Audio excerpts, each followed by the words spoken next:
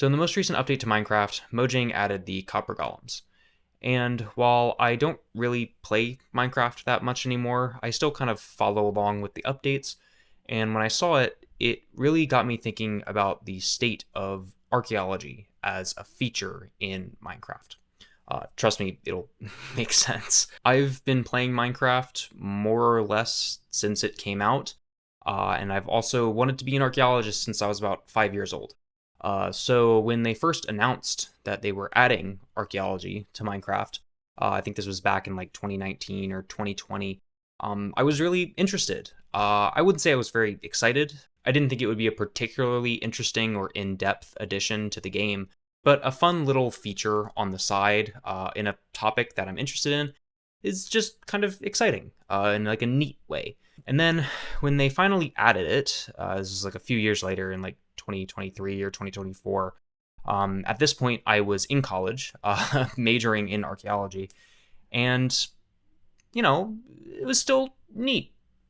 I wasn't particularly impressed, but I wasn't expecting to be anyway. But as time has gone on, and the feature has been in the game for a couple years now, I just feel like it's going to become one of these additions that kind of fades away and doesn't like grow into something interesting, doesn't stay as something that you could really feel like is a part of the game. Instead, it's just a gimmick on the side. And that's just how I feel archaeology is in the game at the moment, which is of course a little bit disappointing to someone like me who is a archaeologist. I think there's a lot of things about it that should kind of change, but not much mechanically. I think Mojang did a pretty decent job at implementing it in a way that sort of makes sense in the game. They added structures that are these like ruined, I think they call them like trail ruins or something. And it's cool, just having a structure that's not just on top of the world or down in a cave or in another dimension. It's there, but it's sort of right under the surface. I think that's kind of cool. And then they added the suspicious sand and the suspicious gravel. And then you use a brush to get the artifacts out. Obviously, brushes aren't super accurate. We use trowels normally, but I think it's perfectly fine that Mojang decided to use brushes instead of trowels. It's just a more versatile, addition. What do you use for a trowel? What do you add? Masonry, gardening? I just don't think that would make sense. But the brush, obviously, now I think you use it to get the scoots from the armadillos. So, there's more things I think you can do with the brush. So it just becomes a more versatile item overall. So I think it's fine, even if it's, a bit inaccurate to the reality of archaeology.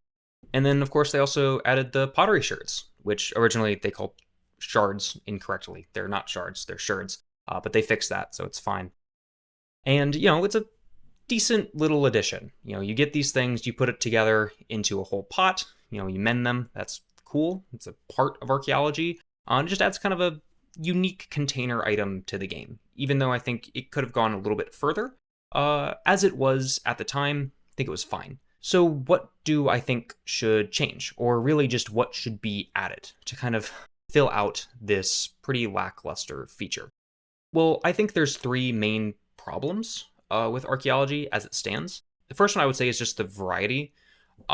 You can find suspicious sand and gravel pretty much only in those trail ruins, which aren't that easy to find, which is fine. I think, having them be a little bit out of the way is cool. Give a reward for people that explore. But you can also, I guess, find them in the temples. But I feel like they could have gone a little bit further, maybe add them to around ruined nether portals. Maybe put them in some of like the bastions and things in the nether.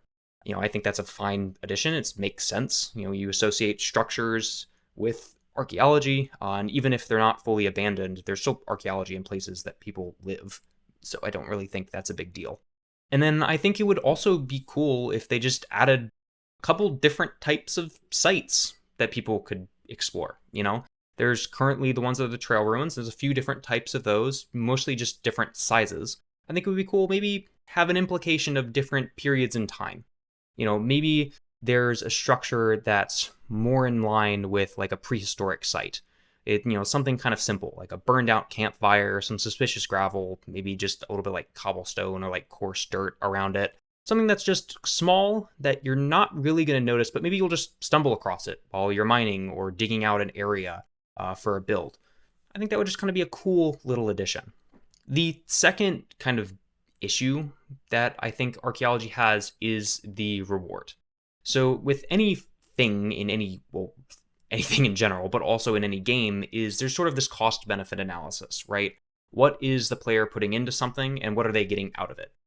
With archaeology as it stands now, there's not that much reward. Like there's the pottery sherds, and I think that's fine. I would kind of like it if they added a way to glaze the pots. They have glazed terracotta. Maybe when you're making the pot, putting the different sherds, you could put a piece of glazed terracotta in the middle of it, and then it'll have the whole pot be roughly that texture. I think that would be fun. Add a little bit of customization. I just think that would be a neat addition.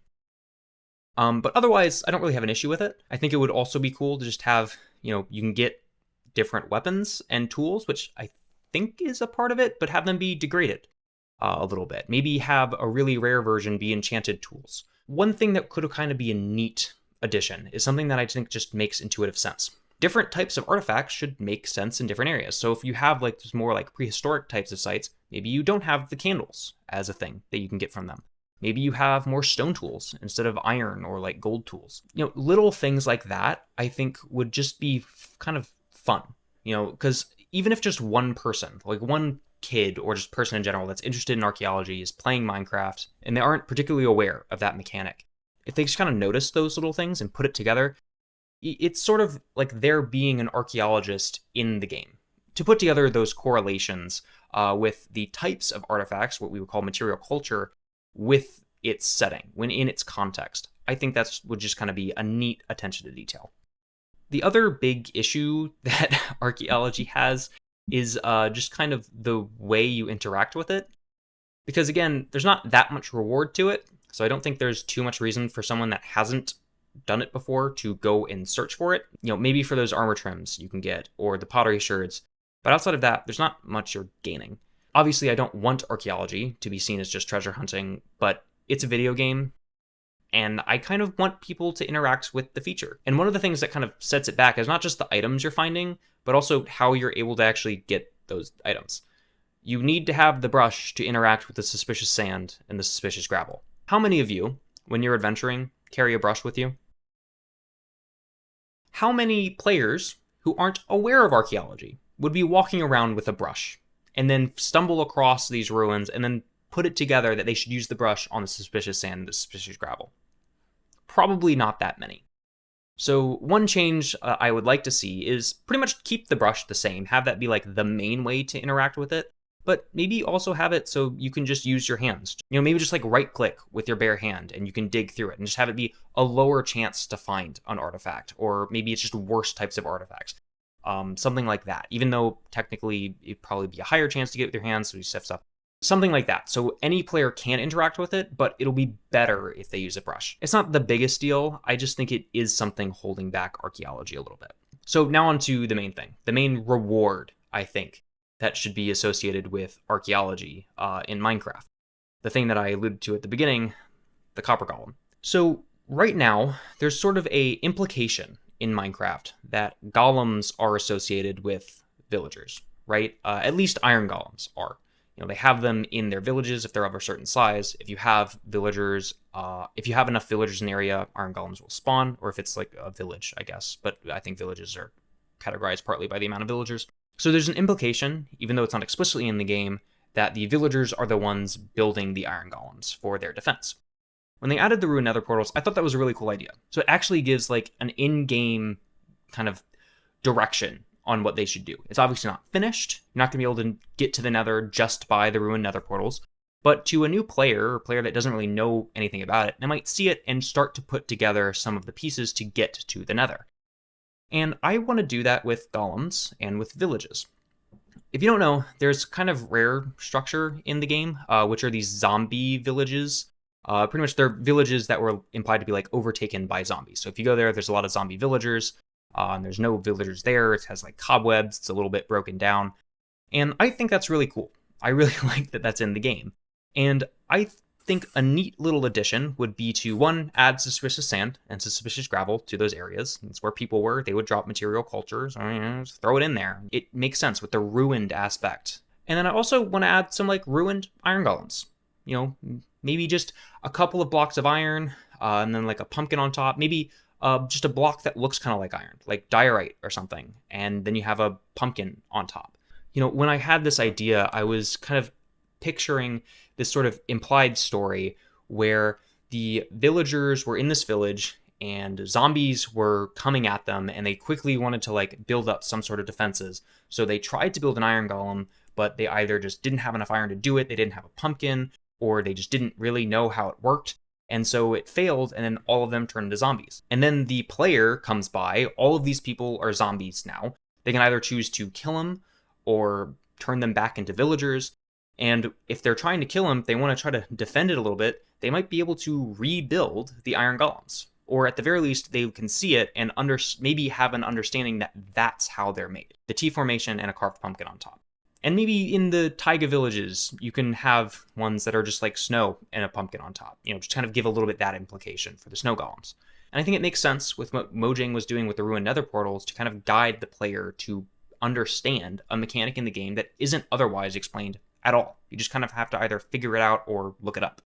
Hey, editing Luke here. I realized I forgot to mention that I wanted to add ruined villages for the swamp villagers and the jungle villagers. So if you don't know, in the game, there are swamp and jungle villagers, but there aren't swamp and jungle villages.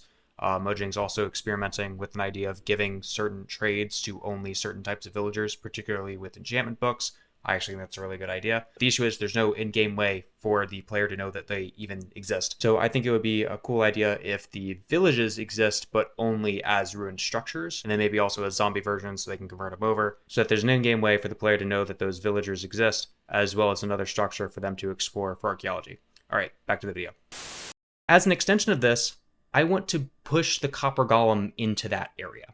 When Mojang added the copper golem, they sadly made it buildable. And I understand why. It's how the other golems are made. The issue I have with it is just way too cheap. It's a block of copper and a carved pumpkin. And when you build the copper golem, you get a copper chest with it because it's a part of the mechanic. So you're really spending one copper ingot and a carved pumpkin to get a copper golem. It seems very, very cheap. I don't know.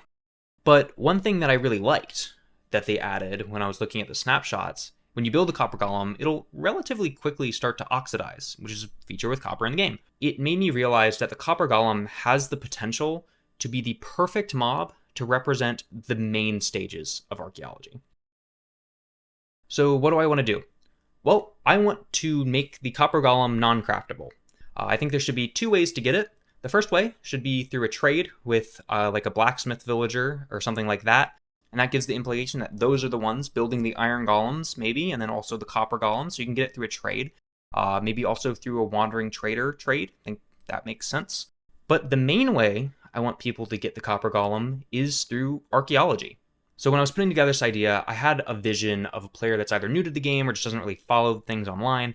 And so everything they're experiencing is just fresh and from the game itself. They find this trail ruin, they're digging through it, they find some artifacts, I think it's kind of neat, and then they stumble across this little figure, this little statue. It's the oxidized copper golem. And obviously they don't know what this is. They don't know that it's actually a mob. They just pick it up thinking it's a cool little trophy. They go and they put it in their base. Eventually the player might understand that you can deoxidize the copper using an axe. They try that on some copper blocks, and then they go and do it on the copper golem, and it comes to life.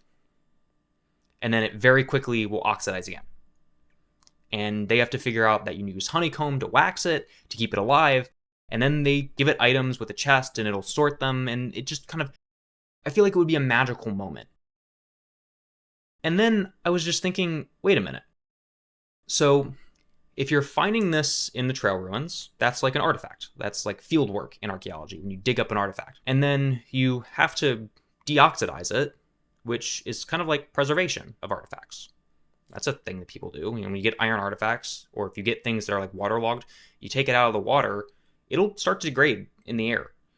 Even things in the ground can start to do that. And so you need to put that in a proper environment, put it through a different process. With iron artifacts, you might need to kind of clean them off a little bit and then coat them in a thing to preserve them in that state. And that's kind of how I'm thinking about deoxidization and waxing. And then what's the main mechanic of the copper golem? Sorting things. You know what's one of the biggest parts of archaeology, the part that people don't really talk about that much or understand in like media and kind of this idea of archaeology? Lab work. You know what a big part of that is? Counting and cataloging and sorting artifacts. To give you an idea, the site that I'm working at right now, we started excavation at the end of last January, and up to now, the lab has counted over 92,000 artifacts from that site. That's a lot of work. And it's not something that's talked about very much. And you know what they do with all those artifacts? They put them in boxes. The copper golem takes items and puts them in boxes. You see why I think this is such a missed opportunity by Mojang? I'm not surprised they wouldn't think of it. I feel like you would have to be an archaeologist to kind of come up with this idea, because it's just something that's a part of your life. But dude, that's cool, right? I don't know. I feel like that's just a really cool thing. It's an artifact that someone then has to conserve, and then it becomes the thing that sorts it. Some of the three big parts of archaeology.